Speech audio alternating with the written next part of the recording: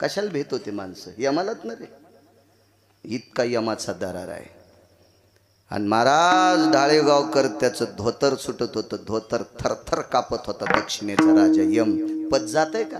खालच्या राजाचं कव्हा येईल, कव्हा जाईल, कव्हा तुटन, कोणीकडे जाईल मेळ नाही. हे गुलूबशाट झालेल्या याच्या पण पाया पडतील कव्हा कव्हा. यमाला पाया पडायची गरज आहे का? विश्व निर्माण झालं त्यावेळेसपासून त्याच्याकडे पद आहे आणि तो थरथर कापायचा. याच्या पलीकडे सांगतो, इथं बसलेला केवढा श्रीमंत असेल तर लयच त्याच्या इथं पैशाचा जोर असेल तर गिरगावकराला गडी म्हणून लाईन. लय पैसे त्याच्या इथं उतू आले असतील तर गिरगावकराला गडी म्हणून लाईन. दक्षिणेच्या राजाला गडी लावायची कोणाची मायवेली, तो तुकोबारायची तर गडी होता. काळ गुलाम सलाम करी हो तुकया घरी राबतो, तुकया घरी राबतो.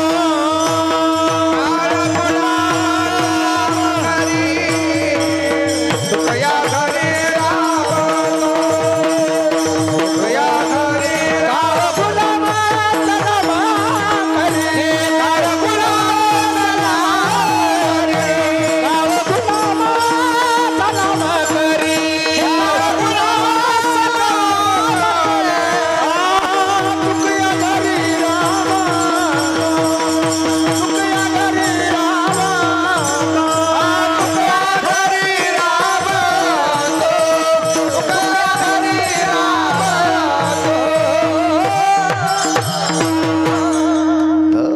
काळ गुलाम सलाम करी. इथं बसलेली सगळी माणसं, काही शेतकरी असतील, काही व्यापारी असतील, ज्याच्या त्याच्याकडे नौकर असतील. कामावर आल्या आल्या नौकर पाय कोणाच्या पडतो का? होय ढाळेगावकर पडतोय? नाही पडत.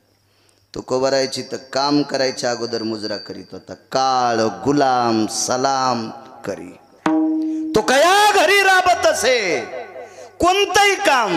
गेहे भियो यति जायन्ते मिमन्ते यति रूपेषु कलायम गेह जायते नाम यत्कर्मानाम दातवे नैवम गिरगावकर लिखितम.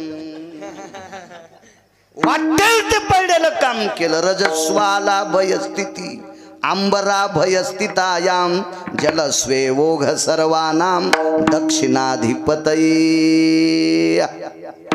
महाराज ठराविक लोकांच्या घरी संतांच्या पत्न्या रजस्वाला असताना सुद्धा त्याच्या साड्या धुवाचं काम यमानं केलंय. असे ठराविक लोक त्याच्यापैकी एक तुकोबार आहे. काय दरारा असेल हो, काय दरारा. आणि एवढी वाणी, एवढी नावात ताकद. तेने केला हा पुरुषार्थ. किती मोठा पुरुषार्थ तुकोबारायचा. आणि आपल्याकडे एखादा जर पैशावाला आला आणि त्यानं खांद्यावर हात टाकला, लोक म्हणतात महाराज काय सांगायचं, साहेबांनी माझ्या खांद्यावर हात टाकला. तुला दाबायसाठी टाकलाय हा? साहेबांनी तुझ्या खांद्यावर हात टाकला म्हणजे तुला साहेब त्याच्या एवढं हो देतो, त्याच्या गोळ्या संपल्यात का त्याच्या एवढं करायला? तुला वर येऊ द्यायचं नाही म्हणूनच टाकलाय. ह्या बारक्या बुरक्यानं हात टाकल्यावर आपण खुश होतो. महाराज विश्वाचा बाप तुकोबारायकडे पाहुणे घराशी आजी आले ऋषिकेशी. काय करू उपचार कोप मोडकी जर्जर. या परिस्थितीत जगाचा बाप यायचा. तुम्हाला आणि मला किती दिवस जिवंत ठेवायचंय आणि कोण्या दिवशी मळ्यात नेऊन फुकायचंय. ज्याच्या हातात आहे त्याला जगाचा बाप म्हणतात. देखवी ऐकवी एक नारायण. ह्या वृक्षाचे पान हाले ज्याची सत्ता. ही सर्व सृष्टी ज्याच्या ताब्यात आहे तो विश्वाचा बाप तुकोबारायकडे मनाने यायचा. किती तुकोबाराय मोठे, वाणी किती श्रीमंत असेल. अनुरेणू या थोकड़ा, अनुरेणू या थोकड़ा, अनुरेणू या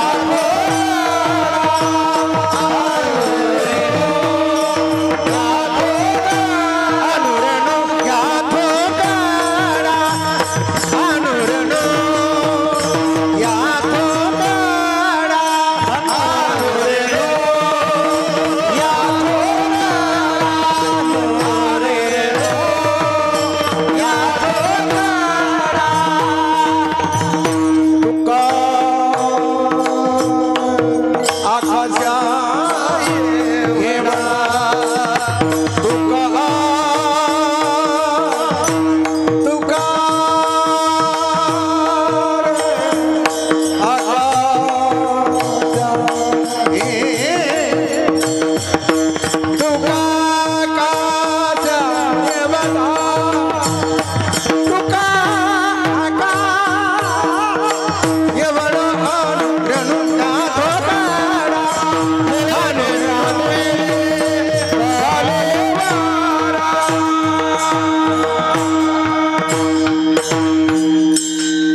पसंदी शिवतार वा तुका आकाशा एवढा किती मोठे तुकोपर आहे.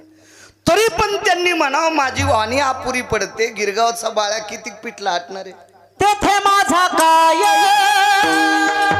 कोण तो विचार, तेथे माझा काय कोण तो विचार, वर्णावया पार महिमा त्याचा, वर्णावया पार महिमा. तेथे माझा काय कोण तो विचार, तेथे माझा काय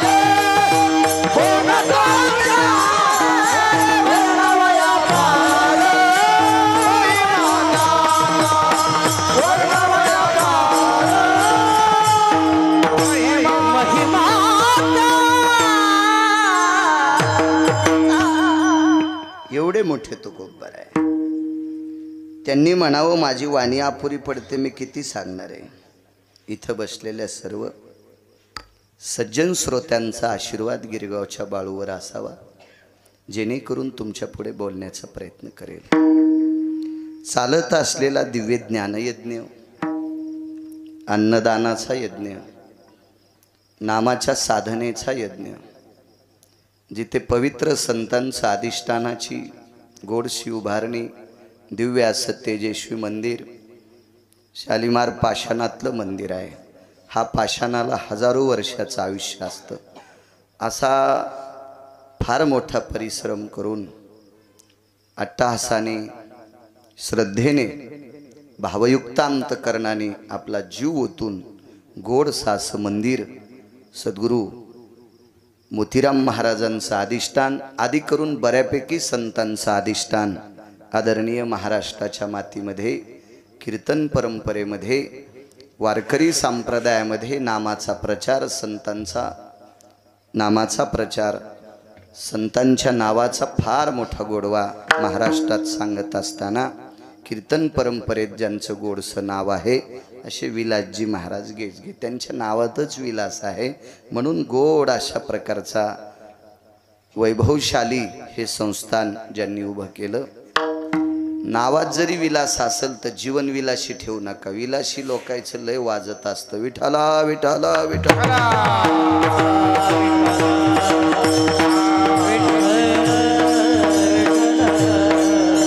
हो, दुधानं आंघोळी करणारे मेले, वाजलं त्याचं विलासी जीवन नसावा. साधूकडं पलंग सुद्धा महागाईचा नसावा. साधूने विलासात डोकं घातलं रे घातलं की त्याचा गिलास पालथा करीत असतो देव. विठाला विठाला विठाला.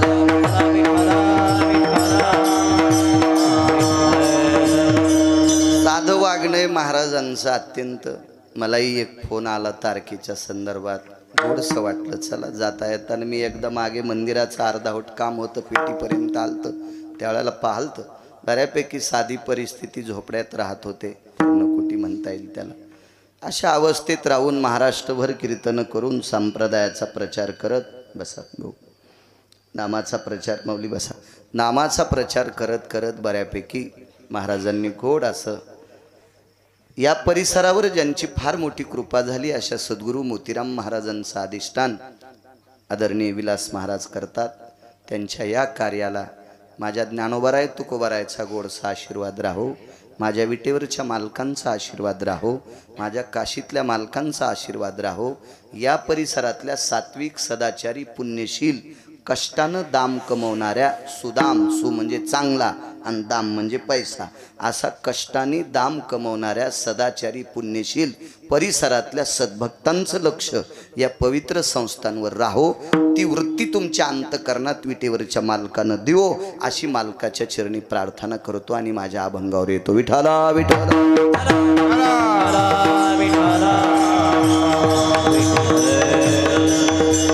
काय वानू आता न पुरे ही वाणी. असं काय असेल बरं संतांकडं की ज्या आरती तुकोबाराय म्हणतात पवन महाराज माझी वाणी अपुरी पडते.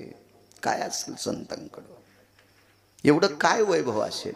याच्या पलीकडं सांगू का, संत इतके मोठेत, इतके मोठेत, इतके मोठेत, इतके मोठेत.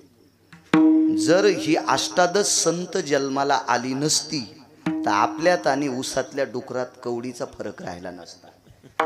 तुमच्यात आणि माझ्यात ऊसातल्या डुकरात आणि आपल्यात कवडीचा फरक नसता राहिला. महाराज हे तुमच्या आमच्यावर संतांचे उपकार असतील नवल नाही. महाराज देवाला देव पण द्यायची ताकद सुद्धा संतात. आमोच्या भावे तुझा देव पारा, आमुचिया भावे तुझं देव पारा. एका विचारोनी राही राहते, एका विचारोनी राही राहते. एका विसरोनी राहिलासी, एका विसरोनी राहिलासी, वा आमुचिया भावे तुझं देव पण. देवाला देव पण या राजकीय लोकांच्या माग पुढे 100-200 पुढारी फिरतात, म्हणजे कार्यकर्ते फिरतात. तर हे कार्यकर्ते त्या आमदाराचा, त्या खासदाराचा, त्या पंचायत समिती, जिल्हा परिषद कोण असेल त्यांचे प्रचारक असतात ते, आणि ते त्याला मोठं करीत असतात. एकटा जर नेता पुढं पळाला कोणी विचारी नाही याचं वाजलंय म्हणते, याच्या मागं पुढं कोण भूत नाही. तसं या राजकीय क्षेत्रातल्या लोकांच्या मागं पुढं जसे लोक असतात ते त्यांचा प्रचार करतात आणि त्यांना मोठं करतात.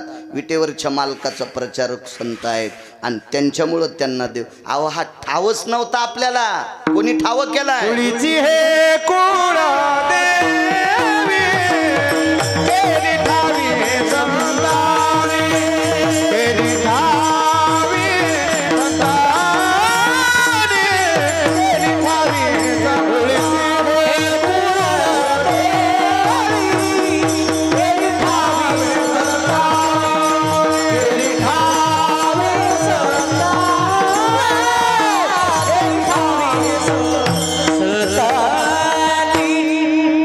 महाराज विटेवरचा मालक हा वैकुंठामध्ये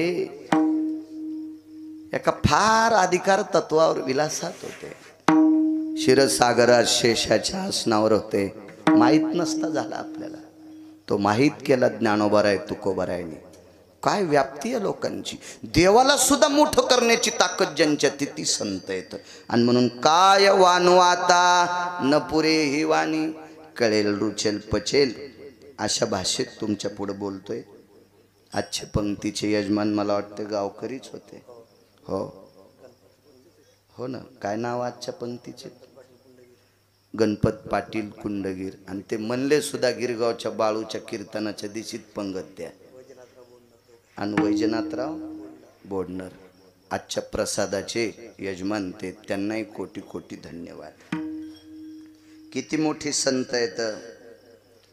त्याच्यापेक्षा आपला मराठवाडा किती मोठा आहे लक्षात ठेवा. मी बोलत राहिलो मगाशी मंदिरात, तुम्हाला सांगितलं होतं आपण किती मोठी माणसं आहेत. फक्त ज्याच्या गावाला गंगा त्याच्या गुडघ्याला सांगा. किती मोठी माणसं आहेत, किती मोठी माणसं आपण. हा मराठवाडा अध्यात्माचं केंद्र आहे. याच्या पलीकड सांगायचं झालं तर ज्ञानेश्वरीचं संशोधन केंद्र दैठणा होतं. ज्ञानेश्वरीचं संशोधन केंद्र. पण भानगड अशी झाली, आपल्याकडचे घरच्या गाईला पाणी पाजायचे नाही, 5 रुपयाची पिंडी घेऊन पंढरपुरातल्या गाईला वैरण चारते आणि मग सेल्फी काढायचा. मी गाईला पेंढी दिली, त्या गायीन खाल्ली बी नाही. ती गाय का खात नाही? तिचा मालकान तोंडावर आधीच आणलेला असते, कारण ती पेंढी 100 बाऱ्या इकली पाहिजे. आणि तिथं जाऊन सेल्फी काढीतून घरच्या बैलाला वैरण टाकीत नाही. सोंबळ्या तुला हाणायला पाहिजे. विठाला विठाला. किती मोठ्या प्रांतातली माणसं आहेत. आपण एक मुद्दा सांगतो. कीर्तन चालू होतं आपल्या परिसरात एक, नंतर लक्षात घ्या कुठं होतं, काय होतं, कोणाचं सगळं, कारण सगळ्या गोळ्या एकखट्या घेतल्यावर रिॲक्शन येत असते. कीर्तन चालू आपल्या प्रांतामध्ये. त्या कीर्तनाची परंपरा होती. गेजगे बाबा 5 वाजता कीर्तनकाराच्या गळ्यात विना यायचा आणि सूर्यास्ताला जय विठ्ठल व्हायचं. सूर्यास्त झाला की पंक्ती बसायच्या, अशी ती परंपरा होती. आणि त्या परमपावन परंपरेतल्या कीर्तन परंपरेमध्ये कीर्तन चालू असताना त्या कीर्तनामध्ये एक संन्यासी कीर्तन ऐकायला बसले. फार मोठे संन्याशी. त्या संन्याशाला शर्ट नव्हतं. मोठ्या माणसाचं वाक्य सांगतोय, त्या संन्याशाला पैशाचं स्वप्नच पडलं नव्हतं. याच्या पलीकडे काय सांगायचं तुम्हाला? पैशाचं स्वप्न नाही पडलं, स्वप्न सुद्धा. असा भगव्या रंगातला, कामाला वासनेला विस्तू लावलेला महात्मा होते. आणि ती परंपरेचा नियम होता, सूर्य मावळल्याबरोबर कीर्तनकाराचं तोंड पश्चिमेकडे असायचं आणि कीर्तन ऐकणाऱ्यांचं तोंड पूर्वेकडे असायचं. अशी ती पद्धत होती विलासबुवा. आणि त्या कीर्तनकाराला बरोबर दिसायचा आता संधी प्रकाश आहे, आता सूर्य मावळलाय. रजकण सूर्याचे किरणाचे त्या रजकणात मिसळलेले आहेत, तोपर्यंत माणसाचे चेहरे दिसतेत. त्यावेळेला विठोबा रखुमाईचं भजन, ज्ञानोबाराय तुकोबारायचं भजन आणि जे विठ्ठल घ्यायचं आणि मग लोकांनी पंक्तीला बसायचं. अशी ती पद्धत. त्या दिवशी कीर्तन 6 वाजले असतील. त्या दिवसा सूर्यास्त किती वाजता असेल देव जाणे. काय वानवाता न पुरे वाणी सांगतोय. आणि कीर्तन त्या संन्याशी महात्म्याला एवढं आवडलं. पण त्या संन्याशी महात्म्यानं असं थोडंसं मागं वळून पाहिलं, 12 ते 13 मिनिटात आता सूर्यास्त होणार आहे असं त्या संन्याशाला कळालं. त्या संन्याशाचं नाव होतं धीरजगिरी. धीरजगिरी एवढा महात्मा. आणि त्या महात्म्याने विचार केला, आता सूर्य मावळतोय आणि आपल्याला कीर्तन ऐकायची, आपल्या कानाची भूक थांबलेली नाही. कानाला चांगली भूक लागावी. याच्या पलीकडे सांगू का, चांगलं ऐकायची भूक लागावी. हो, कीर्तनात जर सटाके ऐकायची तुमच्या कानाला भूक लागली तर कीर्तनकाराला कोण्या नरकात टाकेल ते यम ठरील, पण पाकिट देणाऱ्याला सुद्धा अर्ध पाप असतंय. विठाला विठाला विठाला.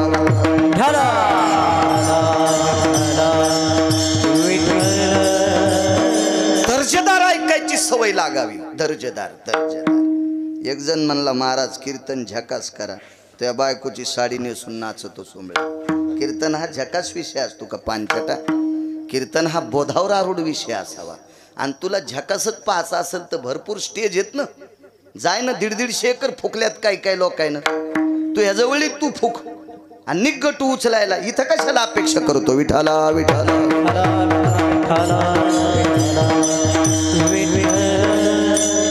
त्या महात्म्यानं विचार केला, आता अजून आपल्या कानाची भूक भागलेली नाही ना, ऐकावंसं वाटतंय.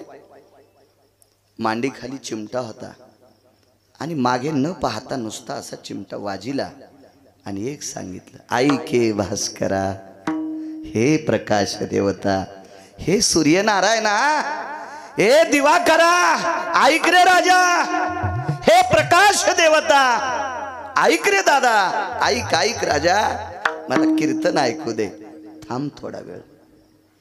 नाही मावळला सूर्य, नाही मावळला. पण सूर्य मावळून 1 तासभर झाला असेल. दुसरीकडे सर्वत्र अंधार आहे, पण जिथं कीर्तन चालू आहे तिथं सूर्य दिसतोय. 1 तास होऊन गेला राजो, 1 तास. मग त्या संन्याशी महात्म्याने अशा एका पोराचा चेहरा बघितला आणि त्यानं जांभाळी दिली. जांभाळी 3 प्रकारची असते. एक जांभाळी येते भुकेची, भूक लागल्यावर एक जांभाळी येते. ती जांभाळी गंगाखेड निवासी साध्वी जनाबाईंची जांभाळी संत शिरोमणी नामदेवरायांनी पाहिली. पांडुरंगाच्या मंदिराच्या महाद्वारात सकाळी 9-9:30 वाजता आईसाहेबांनी जांभाळी दिली आणि नामदेवरायाच्या लक्षात आलं लेकरू उपाशी आहे, म्हणून घरी नेलं. भुकेची जांभाळी. एक जांभाळी आती जेवण केल्यावर येते, झोपेची. आणि जांभाळी एक संसर्गजन्य रोग आहे, आजार आहे. भगवान दादा, तुम्हाला आल्यावर मला येते आणि मला आल्यावर तुम्हाला येते. नाथ बाबा महाराज, जांभाळी एकाला आल्यावर त्याची बैठकीत आपण गप्पा करीत बसलो ना, प्रफुल्लित जरी असेल तर मला आली की तुम्हाला 1-2 घाल जांभाळी येतीच. पण ती जांभाळी भुकेची होती. बाप्पा महाराजांच्या लक्षात आलं, आता लोकर जेवायचे आणि मागं न पाहता मांडी खालचा चिमटा काढान वाजिला. जाय प्रकाश राजा जाय. डोळ्याचं वरचं पापण खालच्या पापणाला चिटकते एवढ्या अवकाशात अंधार पडला. सूर्य थांबवायची ताकद धीरजगिरींची. सूर्य थांबवायची ती परंपरा ठाकूरबुवाची. ती परंपरा ठाकूरबुवाची. विज्ञानानं किती शहाणपणा केल्यावर सूर्य थांबल. किती कोंबडे पैशावाले एका जाग्यावर झाल्यावर सूर्य थांबल. एक जण म्हणला मी ट्रक भर पुस्तकं पाठ केले. मी म्हणलं पप्याची माय जगेव या पुस्तकावर. दुसरं काय करशील तू? पप्याची माय जगेशील, लय दागिने घेशील, फुकून देताना पुन्हा काढून घेशील. काय अंगावर थोडेच देत असते. काय करशील? मी तुम्हाला नाही सांगायलो. मी आमच्यात तुम्हाला काय मागणं पुढं फुफुटा उडं हे आमचं चाललंय. तुम्ही डोक्यात घेऊ नका. विठाला विठाला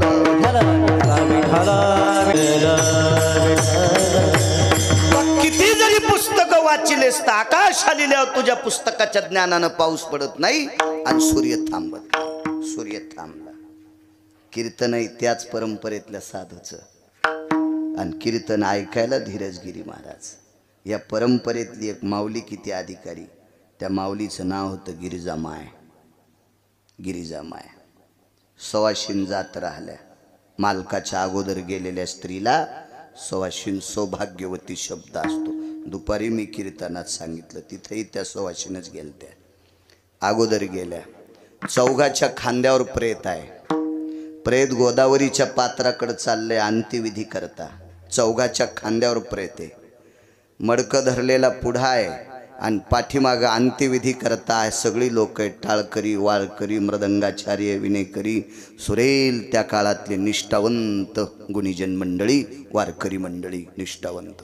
मोठ्या ते परिसरातलं तो परिसर ते आकाश सुद्धा टाळाने आणि मृदंगाच्या आवाजाने दुमदुमून गेलं.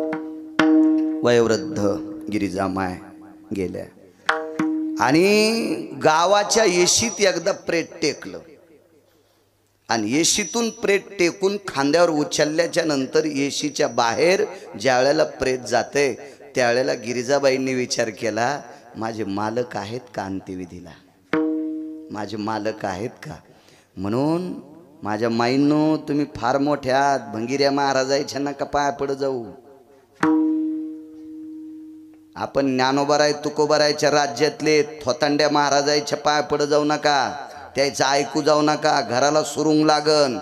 कारण या देशाची स्त्री अत्यंत सक्षम असली पाहिजे. कारण बाप किती जरी शहाणा असला तर 15% पोराला वेळ देतो. पोराला आणि पोरीला जास्त वेळ जर कोण देत असेल लेकरायला तर या देशातली स्त्री देते. म्हणून या देशातली स्त्री चुकीच्या महाराजांच्या सानिध्यात जाता कामा नये. चुकीच्या थोतांडवादी लोकांचं ऐकता कामा नये. आपण वाघिणीचं दूध पिणारी माणसं आहेत. शेपुड्या पाळायच्या नाही. म्हणजे याचा अर्थ शेळ्या काढून द्या असं नाही म्हणालो मी दृष्टांतापुरतं सांगायलो. ज्याच्या इथं वाघीण जणली त्यानं शेळी पाळलीत. मी म्हणलं कशाला पाळली? काय नाही म्हणले, पप्याला ऊन लागलं तर त्याच्या कानात शेळीचं दूध टाकायचं. बोकड्याच घालू तू ह्या पप्याच्या कानात. वाघिणीचं दूध प्याल्या कुठं ऊन लागत असतं का? किती नालायकपणाचं टोक आहे. आपण ज्ञानोबाराय तुकोबारायचा परमार्थ ऐकणारी माणसं आहेत. थोतांड्याचं ऐकायचं नाही. आणि या देशाची स्त्री सुधारणं अत्यंत गरजेचं आहे. फार राज्य, राणी व संपत्ती, या देशाची सर्वोच्च संपत्ती काय असेल तर या पवित्र देशाची स्त्री आहे. रत्नांना जन्म दिलाय. ही जेवढी रत्न आहेत ही तेवढी रत्न तुमच्यातल्या एका एका माऊलीनं 9-9 महिने पोटात ठेवलेल्या तुम्ही आहात. इतक्या मोठ्या आहात म्हणून चुकीचं ऐकायचं नाही. किती बाई अधिकारी बघा. येशीच्या बाहेर प्रेत गेल्याच्या नंतर अंगावर पितांबर होता. हिरव्या रंगाचं पातळ आहे. पदर घेतलेली स्त्री, कपाळासारखं तळहातासारखं कुंकू लावलेली स्त्री, सुतुळ्यानं प्रेत बांधलेलं होतं. त्या सुतुळ्या तोडल्या आणि माडावून डोकं उचललं. मालक आहेत का अंत्यविधीला? तर मालकानं सांगितलं गिरिजा आहे ग, आहे गिरिजा, आहे तुझ्या सोबतच आहे. दृष्टांत संपला. ज्या परंपरेतल्या साधूच्या कीर्तनामध्ये बसलेला संन्यासी सूर्याला थांबवतोय तो संन्यासी किती दर्जेदार. ज्या वारकऱ्याच्या कीर्तनात संन्यासी बसून सूर्याला थांबवतो तो वारकरी किती दर्जेदार. या परंपरेतली स्त्री यमाला पुन्हा सांगते मला वापस पाठव. या परंपरेतली स्त्री किती पवित्र. मग एवढी गोड परंपरा या मराठवाड्याची आहे. आणि अशा संतांचं वर्णन करत असताना तुकोबाराय पहिल्या कडव्यात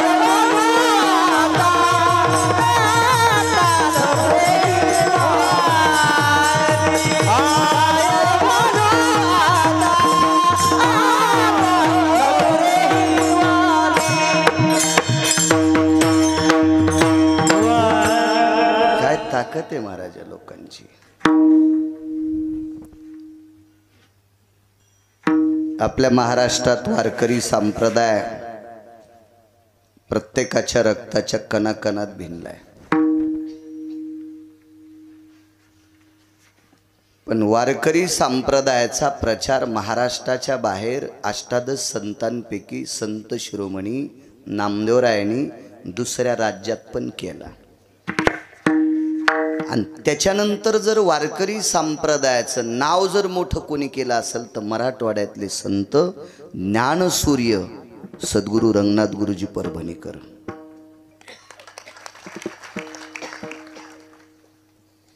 महाराष्ट्राच्या बाहेर नामदेवरायाच्या नंतर वारकरी संप्रदाय बाहेर कोणी दाखवला असेल काय दर्जेदार संप्रदाय, या संप्रदायाची महती काय, या संप्रदायातले लोक किती अधिकारी आहेत ते श्री गुरु रंगनाथ गुरुजी परभणीकरांनी दाखवावं. राज राजेश्वर शास्त्रींनी गुरुजींनी संध्याकाळी काशीला यज्ञ होता.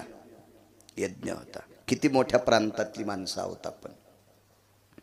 काशीला यज्ञ होता, वय झालं गुरुजींचं. संध्याकाळी लघुशंकेला उठले.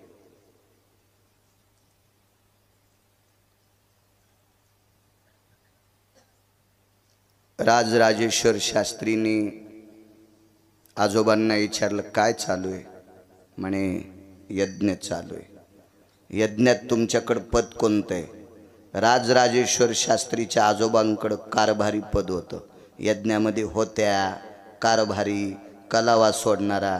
आता तुम्हाला प्राणप्रतिष्ठेचे कळल यज्ञ. फक्त ते हुशार लोक असले पाहिजे तर तुम्हाला कळल.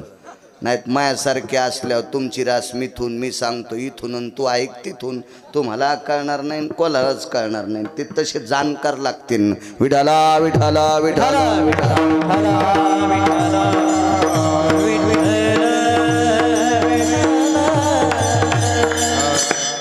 तुम्ही कारभारी आहेत यज्ञातले होय. का झोपले नाही अजून. 1 वाजले राजेश्वर शास्त्रीला घरी यायला. राजेश्वर शास्त्री घरी यायला. काय वानू आता नपुरे वाणी सांगतोय. आजोबा अजून तुम्ही जाग्यात. अरे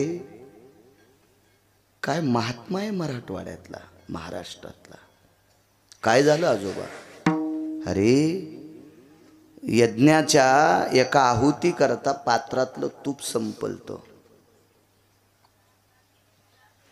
तर यज्ञकुंडाची एक वीट काढली आणि आसव सुक्त गाल्याबरोबर इटीचं लोणी होते लोणी आणि त्या लोण्याच्या आहुत्या पडल्या. राजराजेश्वर शास्त्री म्हटले महाराष्ट्रात असा विद्वान कोण आहे. कोण आहे असा विद्वान. त्यांच्या आजोबांनी सांगितलं.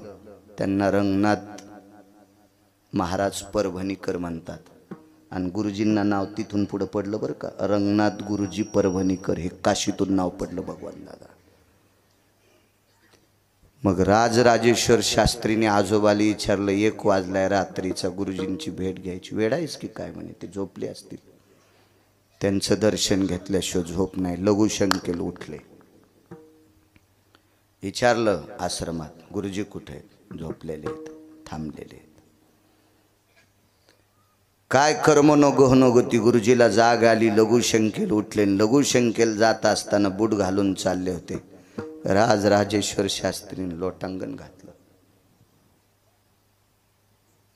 रात्री 2 वाजता ती संत परभणी जिल्ह्यातले ती संत मराठवाड्यातले. काय भाग आहे आपला. जेते हरीचे दास जन्म घेती. जेते हरीचे दास जन्म घेती. जेते हरीचे दास जन्म घेती. जेते हरीचे दास जन्म घेती. पवित्र तकुण पावन प्रदेश.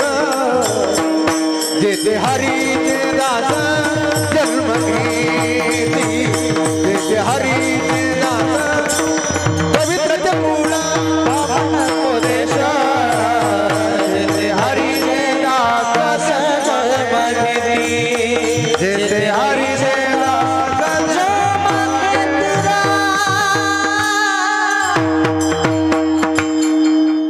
किती मोठे गुरुजी असतील.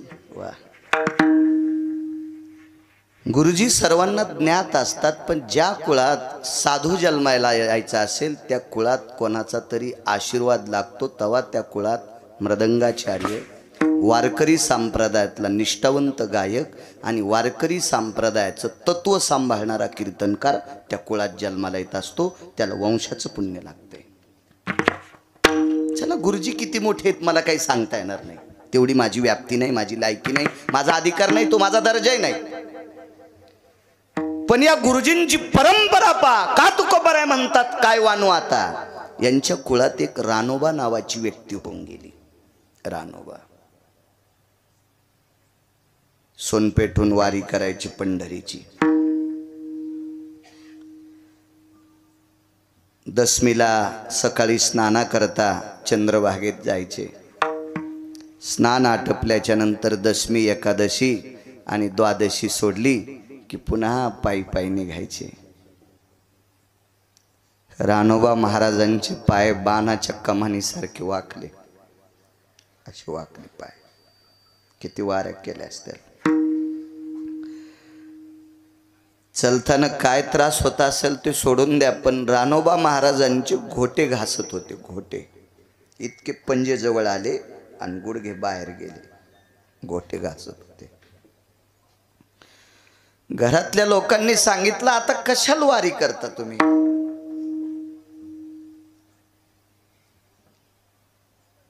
रानोबा महाराजांनी सांगितलं, अरे वारीसाठी माझा जन्म आहे, वारीसाठी. हो, आता काही तुम्ही मला नकार देऊ नका, जाऊ देत जा. वारीहून आल्याबरोबर 4 दिवस उठायचे नाही. इतके पाय सुजलेले असायचे, पायाला वर्ण पडायचे. पण कधी त्यांनी घरच्यांपाशी अशी व्यथा मांडली नाही. पाय दुखतेत रे, आमकं होतं रे, तमकं होतं रे, काहीच नाही. त्यांना माहीत होतं आपण म्हणलं की आपल्याला पुन्हा नकार करतील, जाऊ नका म्हणतील. ठीक आहे. एकदा वारीला रानोबा महाराज गेले. रानोबा नावाचे ठराविक लोक माझ्या यादीत आहेत, म्हणजे माझ्या वाचनात. मी यादी करणारा कोण नालायक, पण माझ्या वाचनात आहेत. त्याच्यापैकी रानोबा नावाची एक वारकरी होते. त्या वारकऱ्याला पंढरपुरातल्या मालकांनी चोखलेला अर्धा आंबा त्या वारकऱ्याला भेटला. हे रानोबा वारकरी सोयराबाईचे सासरे होते. मंगळवेढ्याचे मालक श्रीमंत चोखोबाराय यांचे वडील होते. आणि जन्माला आल्याबरोबर ज्यानं भजन केलं त्यांचे आजोबा होते. काय नाव होतं बापू? उपजत कर्म मेळा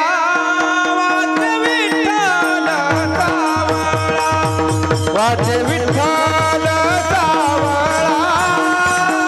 वाच विठ्ठल सावळा, उपजत कर्म मेळा वाच विठ्ठल सावळा. उपजताची कर्म मेळान वाचे विठ्ठल सावळा. देशमुख वकील साहेब. झाल्या भजन. हो. अशा पुत्राचे नातवाचे ते आजोबा होते, ते रानोबा. आणि दुसरे हे अजून रानोबा आहेत 7-8, पण बस झालं, दुसरेच ऐका. नंतर पुन्हा ऐकू एखाद्या कीर्तनात. ते एका मंदिरात मुक्काम पडला गेजगे बाबा. ते मधुकरी मागायचे. मधुकरीला मी दुपारी नाव सांगितलं. पुराणातलं नाव आहे मधुकरीचं कांती भिक्षा. पण या कांती भिक्षेला म्हणजे शिजलेली पदार्थ, त्याला बाळासाहेब कांती भिक्षा म्हणतात. आणि या कांती भिक्षेचं नाव माझ्या ज्ञानोबाराय तुकोबारायच्या परंपरेत मधुकरी हे नाव पडलं. काय नाव आहे गोड. हा, मग मधुकरी मागायचे. एक भाकरी, 1-2 घरी अर्धी भाकरी. त्यावेळेला अन्नाचा दुष्काळ होता.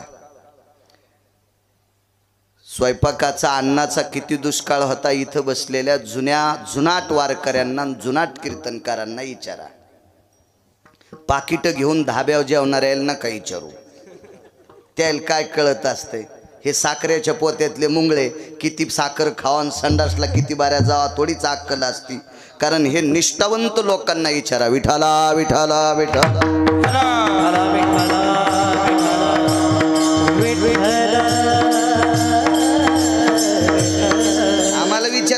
आम्ही वाऱ्यातले लोक आहेत. वार जाऊनी म्हणजे बरं आहे.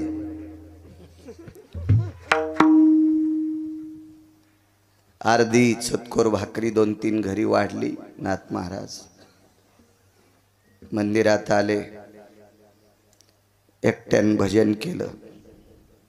शरीर थकलं होतं. अर्धी चतकोर भाकरी खाल्ली, मंदिरातल्या मारुतीरायाला प्रणाम केला आणि रानोबा महाराज झोपले. रात्रीच्या 1 वाजता एक व्यक्ती आली, अंथरुणाला हलवलं. कोण? मिनमिनती वात होती दिव्याची. काय वाण वातानं पुरे वाणी सांगतोय. आपण ज्या भागातले त्या भागातली संत किती मोठे होते इतका दर्जा लक्षात ठेवा. आपण किती मोठे आहेत, किती मोठ्यांची लेकरं आहेत हे ध्यानात ठेवा. आणि मग अंथरूण हलवलं. भगवान दादा उठले. कोण? वाट सुरू आहे मी. दिव्याचा बारीकसा प्रकाश होता. रानोबा महाराज म्हणले कधी आले? चलताचे. जेवण? चलताचे. पिशवीतली मधुकरीतली अर्धी भाकरी काढली. आपल्याकडे भाकरी बांधायच्या पालवाला पालव गाळणं किंवा भाकरीचा कपडा म्हणायचे. त्याला मुख्य नावे पालव आणि गाळणं. हा शास्त्रातला शब्द आहे, गाळणं आणि पालव. रानोबा महाराजांनी ती भाकरी ठेवली. महाराज आयुष्यभर ज्यांनी वाऱ्या केल्यात त्यांनी मधुकरीचा प्रसाद आहे आणि त्यांचा हात लागलेला प्रसाद आहे. पालव असा पांगाला गाठ सोडली आणि समोरच्या व्यक्तीनं भाकरी खाल्ली. मला चांगलं कळतंय, जुन्या काळातली माणसं भाकरीचा कुस्कूर सुद्धा असा हाताव घेऊन खात होते. हाताव घेऊन खात होते. अन्नाला जपत होते माणसं. जेवण केलं आणि तो नाटक्याच माणूस होता आल्याला. तो वारकरी नव्हता महाराज, कळेल तुम्हाला. वळकटी टाकली रानोबा महाराजांच्या बाजूला आणि वळकटीहून उठले आणि रानोबा महाराजांच्या पायाला हात लावला. तुमची सेवा करू का? वाक्य ऐकता का दर्जेदार वारकऱ्याचं? रानोबा महाराजांनी सांगितलं, दादा मी 4थ्या आश्रमात आहे. मी 4थ्या. आणि 4थ्या आश्रमात गेलेल्या व्यक्तीने बायकोला सुद्धा पाय दाबू द्यायची नाही. आश्रमो चतुर्थाति जायम सभार्यांति वर्णो स्थिता पानिग्रहणोस्तत क्रियानाम शैवम नैवाति कायायम. हे काय नालायकच वाक्य, मोठ्यांचं वाक्य. मी 4था आश्रम स्वीकारला रे. मी जिच्याशी पाणी ग्रहण केलंय तिला पाय चुरू देत नाही. तुम्ही कोण? आणि या मधुकरीच्या भाकरीचा अर्धी भाकरी दिली याचा उपकार फेडण्यासाठी माझे जर तू पाय दाबत असशील तर मला कोण्या नरकात टाकावं देवाला सुद्धा कळणार नाही. काय वानू आता सांगतोय? नकोय. पण समोरचा हट्टी होतं. हट्टी म्हणण्यापेक्षा नाटकी होतं. नाटकी म्हणण्यापेक्षा चतुर होतं. चतुर होतं. आणि इतका आग्रह धरला, इतका आग्रह धरला. पायावरचं पांघरण बाजूला केलं आणि पायाला जखमा झालेल्या होत्या. अरे अरे तुमच्या पायाला जखमा आहेत कशा? वारी करतो. कधीपासून? पूर्ण वृत्तांत सांगितला. हे ऐकायला मारुतीराय साक्षीला होते. जगातला 1 नंबरचा वारकरी. हो, मारुतीराय काय सामान्य दर्जा होता का?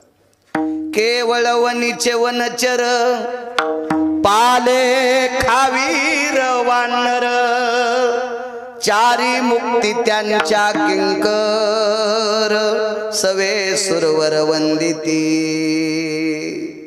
केवळ वनीचे वनचर. सेवेच्या बाबतीत जर विचार केला तर मारुतीराय सारखी सेवाच नाही. तुम्ही आम्ही सगळे सेवा करू पण भाकरीचे तरी कानकोंडे आहेत. मारुतीरायनं भाकरी पण पंढरपुरातल्या मालकाला मागितली नाही आणि काम तर केलं. काय खाऊन बापू? पाल खावणी वाहिले पर्वत बांधियल ते तू सिंधुवारी बांधियल ते तू पाल खावणी वाहिले पर्वत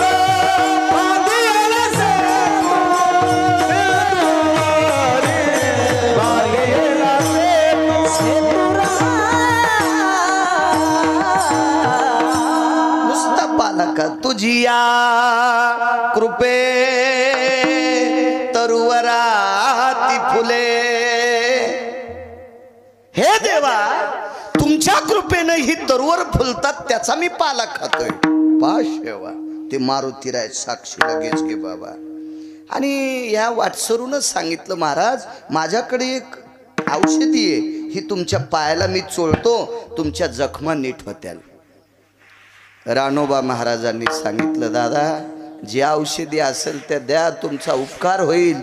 मी अजून 4-2 वर्ष वाऱ्या शिल्लक करीन, द्या ते औषधी मी चोळतो. पण वारकरी गेजगे बाबा लय हट्टी होतं ते. ते म्हणला किती बाऱ्या हात पुढं घ्यावा, किती बाऱ्या मागं घ्यावा, आणि किती दाबून चोळावा, किती आधार चोळावा तुम्हाला कळणार नाही. आणि तुम्ही जर कमी अधिक केलं तर तुमची त्वचा जाईन, ते मला चोळू द्या. हे पंढरपुरातलं होतं. बाप होता जगाचा, तो बाप सामान्य माणसाच्या रूपात आलेला. आणि रानोबा महाराज ऐकायला तयार नाहीत. समोरच्या व्यक्तीने सांगितलं, महाराज तुम्ही वारकरी आहात, लावू द्या ना औषध. औषध लावल्याबरोबर राजे हो एका सेकंदात जखमा दुरुस्त. आता ते रानोबा महाराज होते. आपला संप्रदाय चमत्काराचा नाही पण साक्षात्काराचा आहे. आपला संप्रदाय साक्षात्काराचा आहे, चमत्काराचा नाही. आमक केल्यावर तमक होतंय, रुमण्यान हाणायला पाहिजे त्याला. विठाला विठाला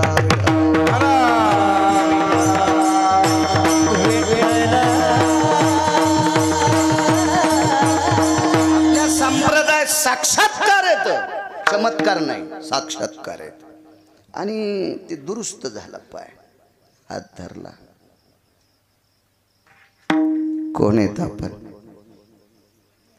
एवढी तुमच्या हातात ताकद.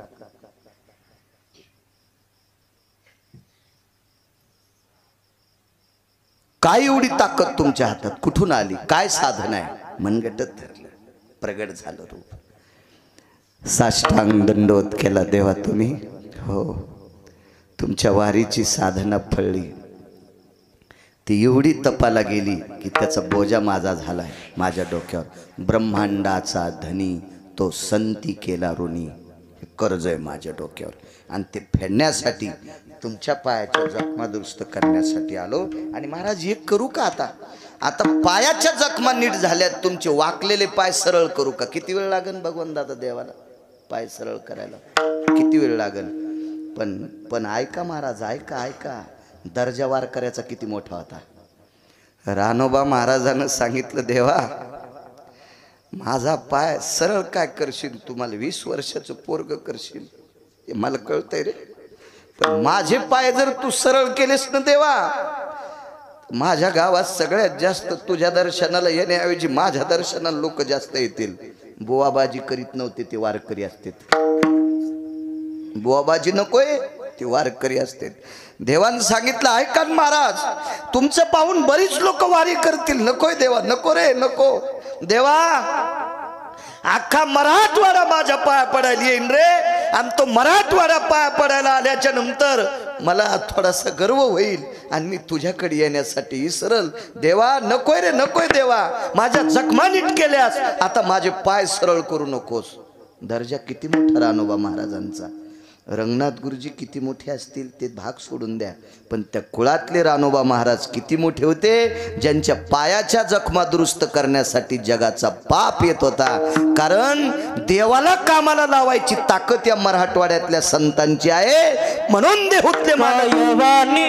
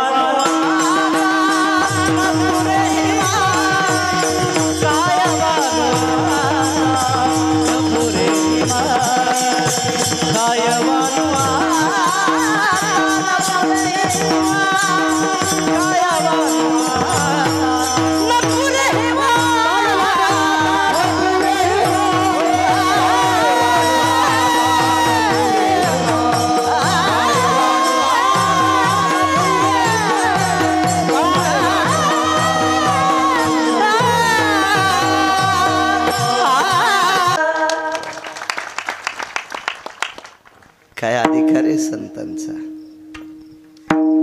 किती मोठी व्याप्ती आहे.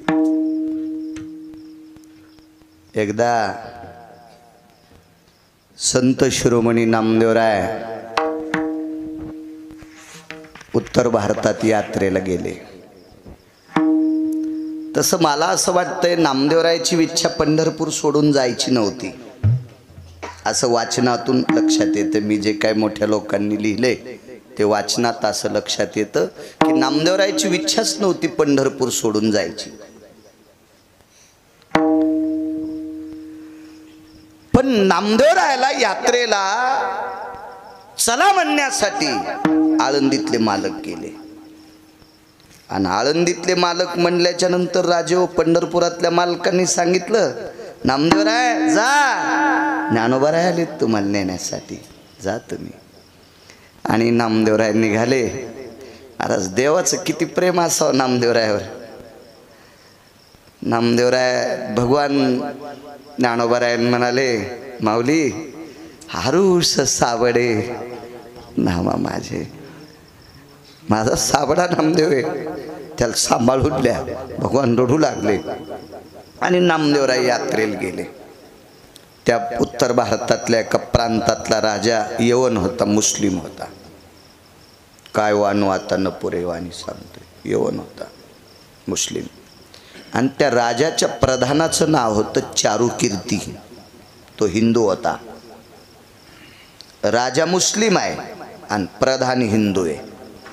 असू द्या राजाचं नाव काय असेल ते, पण प्रधानाचं नाव होतं चारुकीर्ती. हा चारुकीर्ती नावाच्या प्रधानाला महती माहीत होती महाराष्ट्रातली. आणि माऊली महावैष्णव ज्ञानोबाराय आणि नामदेवराय आपल्या प्रांतात आले असं चारुकीर्तीला कळालं. तो वैष्णव संप्रदायातला होता, तो सनातन संस्कृतीतला होता, पण काम करायचा मुसलमानाकडे. माझ्या वाचनात एक कविता आलती, ती मला नव्हती कारण माझ्या पाठीमागच्या अभ्यासक्रमात होती. आणि मी शाळेत गेल्यावर अभ्यासक्रम 10 वर्षाला बदलत असतो पाठ्यपुस्तक निर्मितीत. त्या अगोदरच कविता होती. एक आपल्याकडे इंग्रजांचं राज्य होतं, गोऱ्या सरकारांचं. आणि त्याच्यातले 2 अधिकारी इतके भडवे, ते हरामखोर नालायक होते. आपल्यातले काही सेवक होते, त्या सेवकांना शिखा होती. शिखा म्हणजे शेंडी आणि गंध असायचा. आणि मग त्या नालायकाला, त्या हरामखोरायच्या, त्या बुजदिलांच्या लक्षात आलं यांची जलोशी कशी करायची. म्हणून काडतुसाला गायीची चरबी लाईत होती भडवे, ते गायीची चरबी. आणि काडतुशी तोंडान तोडावं लागायचं. ते नखानगी तुटत नसते, असं दातान तोडायचं आणि मग ते फेकायचं, तर ती तोंडाला चरबी लागायची. ते एका व्यक्तीनं पाहिलं, म्हणे तुम्हाला शिखा आहे, गंध आहे, शेंडी आहे, गंध आहे, तुम्ही वैष्णव आहात, सनातन संस्कृतीतले आहात, याला गायीची चरबी लावली, तुम्हाला माहिती आहे तरी दातानं. ते म्हणला, वा आमची काय काळज उलटे नाहीत, पण आम्ही पोटाची शर्मिंदे. ती कविता केलती, नच उलटे काळीज त्याची परी शर्मिंदे अन्नाचे. नच उलटे काळीज त्याचे परी शर्मिंदे अन्नाचे. लेकरं बाळ जगवायचे, आम्ही नोकरीला आहेत, मालक नालायक, आम्ही काय करावं. तसा हा चारुकीर्ती सनातन संस्कृतीतला होता. योगायोगानं यवन राजाचा तो प्रधान आहे. आणि राजाला सांगितलं, राजे साहेब आपल्या प्रांतामध्ये 2 वैष्णव आलेत, वारकरी आलेत. तो हिंदी भाषित होता, ज्ञानदेवत नामदेव. वा. आता काही काही राजे, बिदरचा बादशाह वाईट कसं म्हणता येईल ढाळेगावकर. समाधीचा जीर्णोद्धार बिदरच्या बादशाहाने केला. पुन्हा एक सांगतोय, संत शिरोमणी नामदेवरायाचं लग्न त्याच राजाने केलं, त्याच्या अगोदरच्या. हा पुढचा काळ झाला, तो 700 वर्षापूर्वीचा काळ होता. म्हणजे सगळ्याच जातीत माणसं वाईट असतात आणि सगळ्याच जातीत माणसं चांगले असतात. मला जात दाखवा बरं वकील साहेब, त्या जातीतली माणसं दारू पित नाहीत. औषधाला तर गवसायची नाही. सगळ्या जातीत हरामखोर माणसं आहेत आणि सगळ्या जातीत चांगली माणसं आहेत. म्हणून कोणाला शिव्या द्यायचा प्रयत्न करी जाऊ नका, रट्टे खातात. विठाला विठाला विठाला विठाला.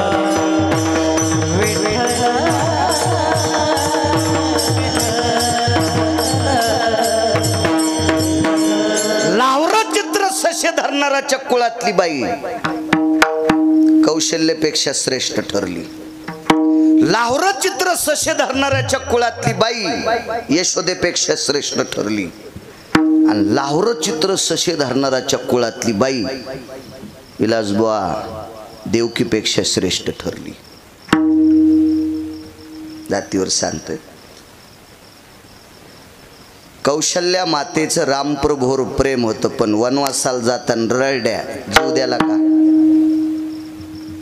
ररड्याच ना फक्त, त्याच्या रडण्यानं भिंती रडत होत्या. इतकं आपण पाहिलं. चला, भगवान कृष्ण परमात्मा यशोदेकडे गोकुळात नेऊन ठेवत असताना देवकी ररड्या. नाथ बाबा प्राण सोडा का? नाही. भगवान बाबा सोडा का प्राण? नाही.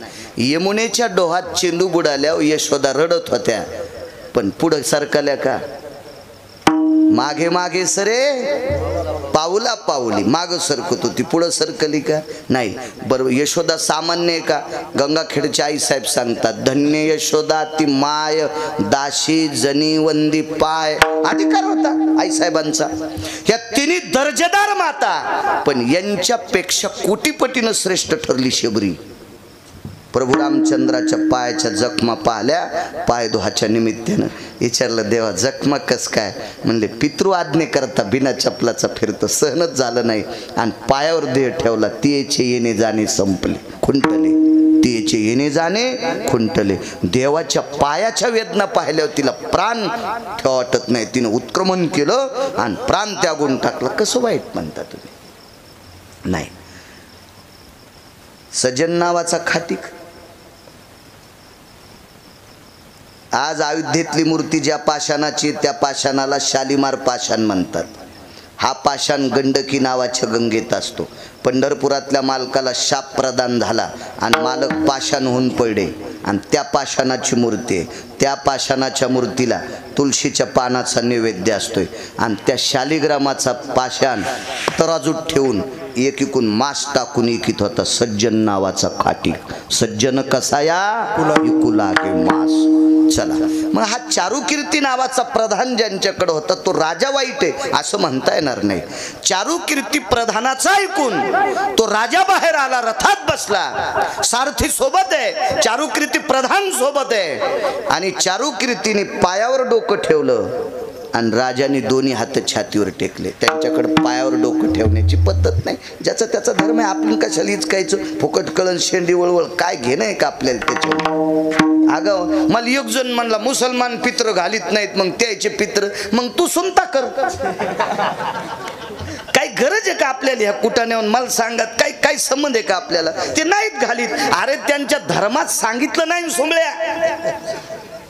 आपल्याकडे सांगितलं आपण मोठ्यांचं अनुकरण करायचं. हा संप्रदाय कोणाच्या बापाची जहागिरी नाही. हा संप्रदाय वेद प्रणीत आहे. हा संप्रदाय शास्त्र प्रणीत आहे. हा संप्रदाय मुख्यतः पुराण प्रणीत आहे. पहावे पुराणी विचारोनी. आणि हा संप्रदाय ऋषी प्रणीत आहे. हा संप्रदाय मुनी प्रणीत आहे. मोठाले ज्या रस्त्याने गेले त्या रस्त्याने आपण जायचंय. आपल्या मनाची माकडं नाचवायची नाही. विठाला विठाला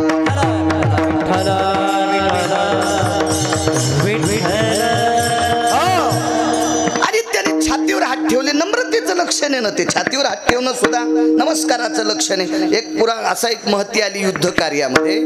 द्वापार युगातला एक प्रसंग होता. शस्त्र संपले आणि जयद्रथ ह्या 24 लोकांपैकी हरामखोर होता. हे दुर्योधनाचा मेवना होता. हे 24 लोक नालायक होते महाभारतात. याचे नाव सकाळी सकाळी घ्यायचे नाही. शकुन्या, दुःशासन्या, दुर्योधन्या, जयद्रथ्या बजाले 4. 24 पैकी 4. 20 घरी गेल्यावर पहा गुत थोडं घेतलं मी सगळे सांगायला. बाकीच्या महाराजाला विचारण मात पिना पाडता का? विठाला विठाला विठाला.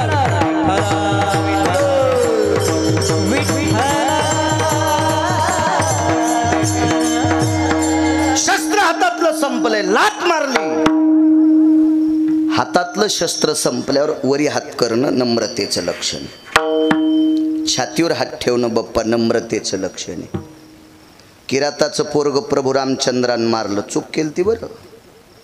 वशिष्ठाच्या कोर्टात केस टाकली होती आणि मालक चुकले होते. ह्या चुकीमुळं तर मायन बाप सोडून 11 वर्ष 53 दिवस दुसरीच्या घरी राहावं लागलं. सुख ही पंढरपुरातल्या मालकाला सहन होत नाही तर आपण कोण्या बेसरामाची फुलं आहेत. विठाला विठाला विठाला.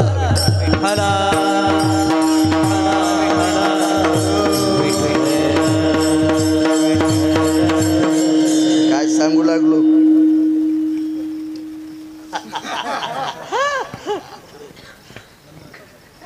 नम्रतेचं लक्षण. वा. तर ती किराताची बाई स्वतःच्या पोराचं प्रेत घेऊन आली ती प्रभू रामचंद्राच्या दरबारात. तिथं प्रेत घेऊन आल्याच्या नंतर दोन्ही हात छातीवर ठेवले. पाया पडता येत नाही ना. जगाचा बाप आहे, माफ करा म्हणे. नम्रतेचं लक्षण आहे. आपल्याकडे नम्रता सांगितली म्हणून त्याने छातीवर हात ठेवले, हे नम्रतेचं लक्षण आहे. आणि त्या चारू कीर्तीनं ज्ञानोबारायाच्या चरणावर लोटांगण घातलं, नामदेवरायाच्या चरणावर लोटांगण घातलं. बघा किती मोठा अधिकार या लोकांचा. दोन सांगतो मुद्द्यात मुद्दे. माऊली महावैष्णव ज्ञानोबारायाने तहान लागल्याच्या नंतर एका विहिरीला पाणी लावलं. मला वाटतंय तो खूप उचंबळाला. तव गडगडीत कुवा उदके ओसंडला. तव गडगडीत कुवा उदके ओसंडला. कल्पांती खवळला सिंधू दैसा. सिंधू दैसा कल्पांती खवळला सिंधू दैसा.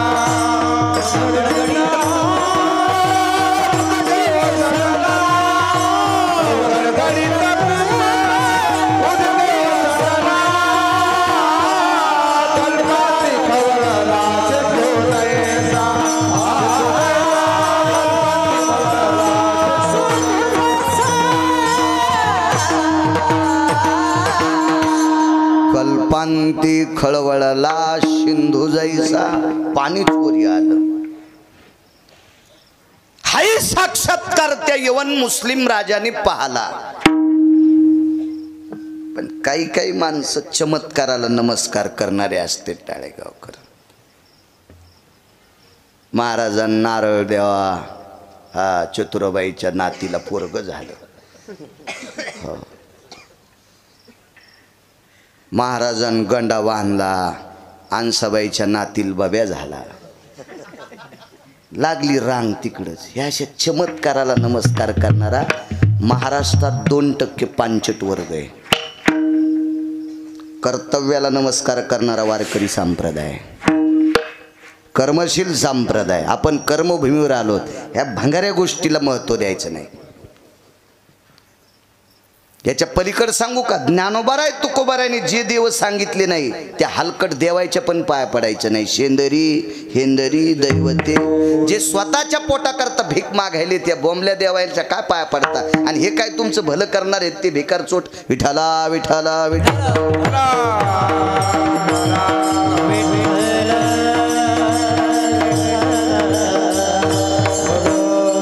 तसा त्या राजाच्या यवन मुसलमान राजा त्याच्या लक्षात आलं. एक महात्माजीने बोले ही रील काय म्हणतात हिंदी भाषेत.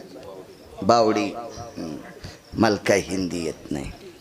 माई हिंदी इधर से गाडी आई गाडी चली गई मैं खाली राहिला.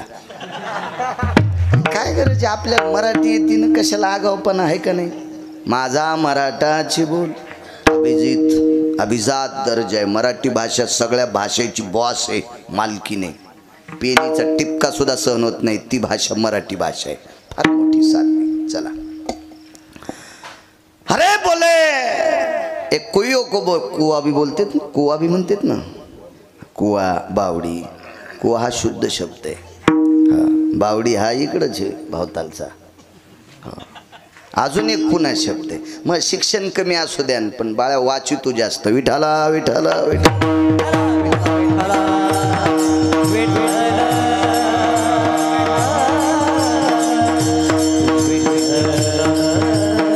जाऊ द्या. हिंदीत कुवान बावडी, मराठीत काय म्हणते तिरीला. ते नाही सांगायचं. पुढचं सांगायचं दुसरं. हा हा हा हा. चिरिया कोण घाली पदा मात्रा ते ठेली. बारवपणा पावली तीच हो. अष्टमात्र्यातल्या 4 मात्र्यातल्या 14 मात्र्यातल्या कोणावर येते तिला 12 म्हणतात. सवे चंद्रबिंब भासे ग्राम उथंबोनी नाचे स्नाना विरही आरजे तृष्णा भागे आडमंती त्याला आड म्हणायचं. पण तुम्ही गावातल्याला आड म्हणतात राजे हो. पुढचं ऐकन गिरगाव करायचं हे पहिल्या वर्गातलंय. कॉलेजमधलं ऐकन पुढचं विठाला विठाला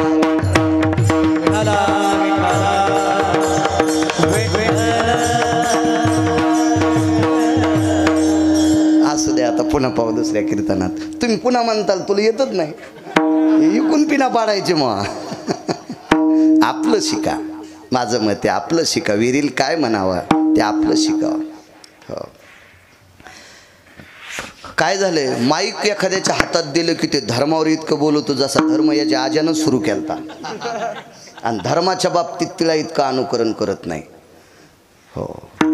तुम्हाला एक माहिती आहे का गुरुजी काय म्हणाल ते? रंगनाथ गुरुजीनं त्या काळात वाक्य वापरलं होतं काही ठराविक लोकायला. तुम्ही काय वारकरी संप्रदायाचा प्रचार करता म्हणले. तुमचे पोट्टे इलायतीत शिकायला येतं आणि तुम्ही इकडं आम्हाला गाथा मराठीत सांगता हे तुमचा नाही उद्धार होणार. ते झोपलेच सगळे विठाला विठाला विठाला.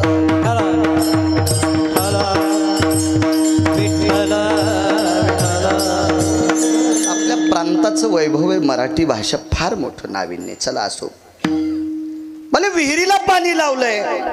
हे महात्माजी हे काय करते? तेवढ्यात ते गुराखी गाई घेऊन चालला होता. आता राजा म्हणल्यावर त्याला सांगितलं धरा ती गाय. गाय धरली नाही. एका तलवारीतच 2 तुकडे. शरीर एकीकडं डोकं एकीकडं. नामदेवरायाला कस तरी वाटलं अरे अरे आपल्या समोर जिवंत गाय कापलेली पाहिली. आपलं काय पाप होतो आलं.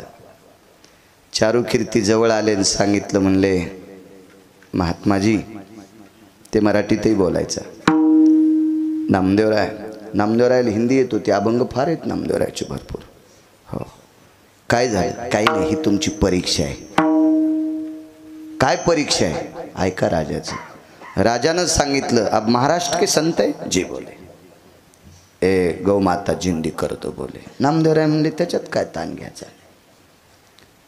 कधी करताल? वेळ सांगितला.